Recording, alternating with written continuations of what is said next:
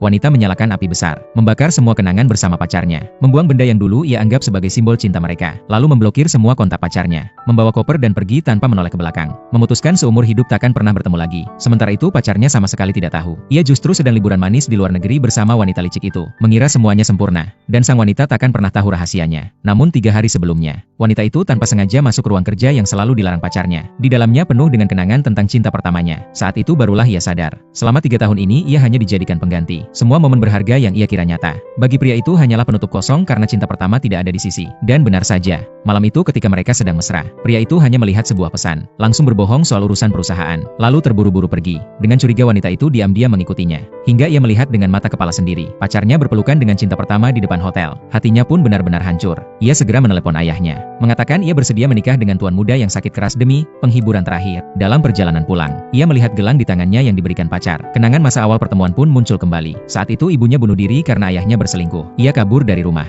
hampir menjadi korban para preman jalanan. Namun pria itu muncul, memberinya rasa aman dan hangat yang sudah lama hilang. Sejak saat itu, ia menganggap pria itu sebagai satu-satunya cahaya dalam hidupnya. 3 tahun hubungan, ia sempat percaya akan berakhir di pelaminan. Kini baru sadar itu hanyalah mimpi sia-sia, karena hati pria itu hanya untuk cinta pertamanya. Ia pun memilih melepaskan. Sesampainya di rumah, ayah yang biasanya dingin, tiba-tiba bersikap sangat ramah. Karena jika ia mau menikah dengan tuan muda itu, perusahaan keluarga akan selamat. Wanita itu setuju dengan syarat, minta 3 miliar tunai, dan putus hubungan dengan ayahnya. Ayah langsung menyetujui, karena dari pihak tuan muda mahar yang diberikan mencapai 50 miliar. Lagi pula setelah putus hubungan, ia bisa terang-terangan membawa pulang putri simpanannya. Namun ketika wanita itu melihat putri simpanan ayahnya, ia terdiam kaku. Ternyata gadis itu adalah cinta pertama pacarnya. Keluar dari rumah ayahnya, ia kebetulan bertemu dengan pacarnya. Hatinya sudah mati rasa. Tanpa ragu ia langsung mengatakan putus. Namun pria itu malah mengira ia hanya jual mahal. Yakin ia tidak akan benar-benar pergi. Sebagai kompensasi, ia memberikan undangan lelang, mengatakan ia boleh memilih barang apapun yang diinginkan. Awalnya wanita itu tidak peduli, namun begitu melihat daftar barang, ada peninggalan ibunya di sana,